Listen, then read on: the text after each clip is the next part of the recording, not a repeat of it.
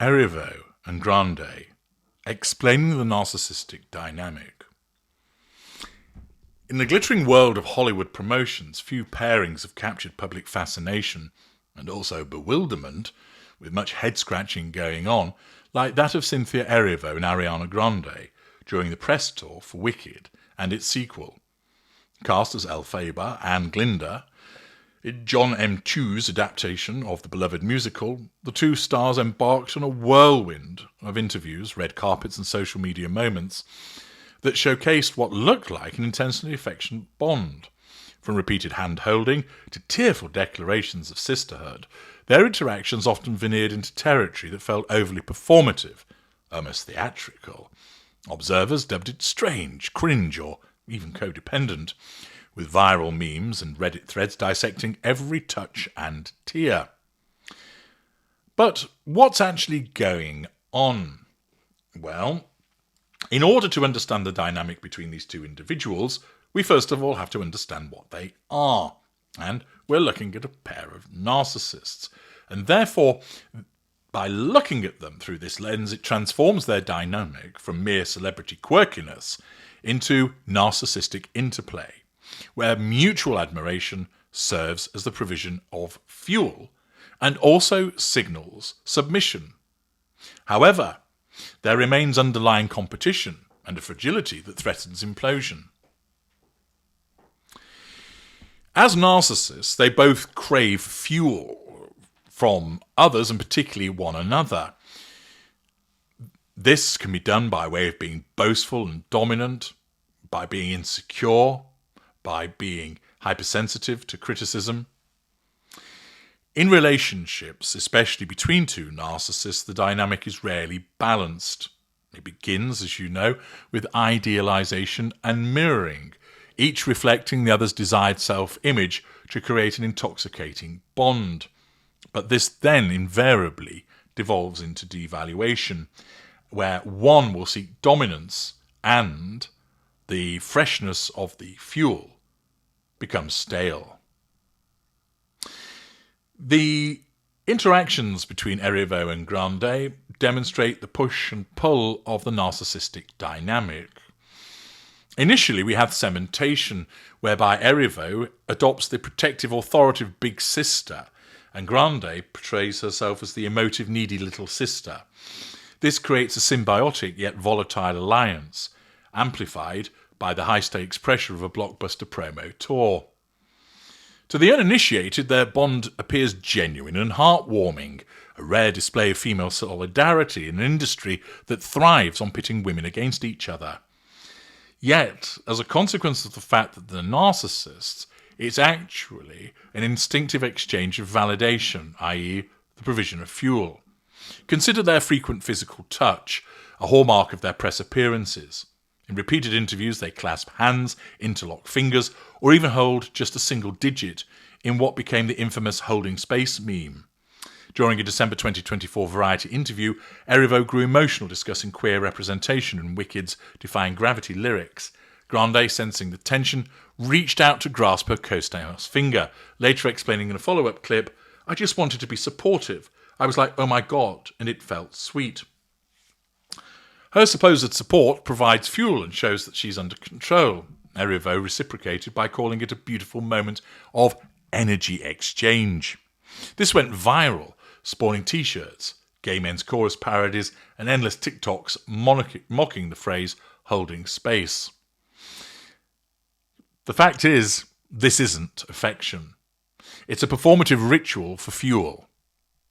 Grande poses as a vulnerable individual, and this is something that's accurate given her history of public emotional vulnerability. For instance, the post-Manchester bombing post-traumatic stress disorder. She uses touch to channel fuel and seek reassurance. She admitted on Amy Poehler's Good Hang podcast, "I channel a lot of energy through my hands. I'm always holding a hand. I'm always like squeezing something." In other words, she uses a physical assertion of control. This need from repeated contact might be representative of a fear of a loss of control, where physical proximity affirms her worth. Erivo, as the more grandiose counterpart, which is evident in her confident, boundary-setting demeanour, provides this by allowing the touch, positioning herself as the strong anchor. In return, Grande's adoration, worshipping Erivo as a chameleon who deeply understands marginalised experiences, feeds Erivo's grandiosity, thus showing that Grande is under control and provides her with fuel. It's mirroring. Each sees in the other a reflection of their idealised self. Grande as the beloved pop icon, Erivo as the trailblazing actress. But the strangeness, of course, arises from the intensity. It's not a casual friendship, but an enmeshed cementation display that screams for public fuel, turning private support into a spectacle to assert control over an audience and also to gain fuel from those individuals. Another example is their prolific crying spells, which punctuated nearly every interview. In a compilation of cringe moments from the tour, as highlighted in a popular YouTube video, the duo bursts into tears repeatedly over the firm's emotional weight, their characters' arcs, or even mundane questions. Grande quipped they've cried 500 times in one day, attributing it to happiness and joy after 3 years of investment. In one clip, they hold each other on the verge of sobs, admitting to private cries in parking lots. Erivo, ever the protector, shoos away a noisy helicopter. Or rather, Grande shoos away a noisy helicopter during an outdoor chat to preserve the moment's sanctity. See parts passing for the explanation of that. This emotional overflow is narcissistic dysregulation in action. Narcissists struggle with emotional regulation, or at least some of them, whereby tears are used as a tool for empathy extraction, in other words, fuel, drawing admiration from audiences who perceive them as authentic and vulnerable. For Grande, crying reinforces her image as the sensitive artist, eliciting sympathy, fuel, from fans and Erivo. Erivo, by comforting her, asserts dominance, control in the dynamic, casting herself as the resilient elder sister. Many, however, have suggested that this supposed protectiveness borders on control, and indeed it does. We've seen how Erivo rearranged Grande's jewellery multiple times mid-interview, kissed her hand, and even pulled her away from a serial harasser on the Singapore red carpet. See parts passing. This incident, where Erivo steps in aggressively, left Grande triggered due to her trauma history. In terms of the narcissistic dynamic, it's a power play. Erivo gains fuel by being seen as the saviour, while Grande's vulnerability keeps her dependent, but also receives fuel by way of the intervention of Erivo. It's strange because it appears scripted, like a theatrical extension of their on-screen roles, where Glinda's bubbly optimism clashes with Elphaba's brooding intensity, mirroring their real-life personas for maximum promo buzz. They're packed to become family, as detailed in Erivo's book Simply More, further illustrates this enmeshment and cementation between two narcissists. Erivo recounts vowing early in filming to treat each other as kin, fostering complete trust. They got matching tattoos, mirroring, exchanged tearful vows of support, demonstration of submission and control, and communicated via repeated texts and calls, monopolization of time. Grande has defended Erivo online against criticism, nullifying threat to control, while Erivo hails Grande's talent effusively, demonstrating the provision of fuel and also being under control. Publicly, it comes across as sisterhood goals, but seen through the narcissistic prism, it's love bombing, a rapid intensification to secure fuel. Two narcissists may well bond in this way over shared grandiosity. Both are acclaimed performers. They use one another to amplify their shine. But competition lurks.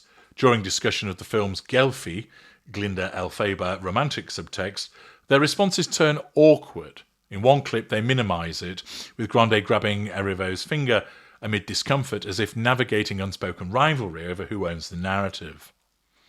The dynamic's volatility is evident in rumours and insider predictions. Tabloids speculated a secret marriage, with fans coining Gelfi for their vibe, but sources dismissed it as a distraction from Grande's controversial romance with Ethan Slater, her Wicked co-star absent from promos. More tellingly, insiders warn the friendship may fizzle post-tour.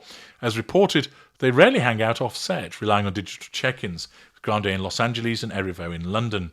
Busy schedules, Grande's music empire, Erivo's theatre roots, could lead to devaluing behaviour as it threatens one another's need for control. The mutual benefit may well end following the promo synergy.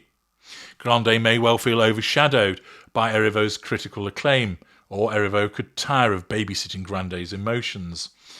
Their concerning weight loss and crying spells hints at strain, possibly burnout from the performative cognitive empathy that they engage in, which is a narcissistic hallmark where genuine connection falters under their self-focus. Essentially, you have two narcissists that for the moment have cemented, whereby there is a mutual use for them to provide fuel to one another, which also signals that they're under control. It also allows them to access residual benefits. The fact that they are two narcissists with the pursuit of the prime aims has brought them together, but whether they will remain together remains to be seen. I'm HG Tudor. Thank you for listening.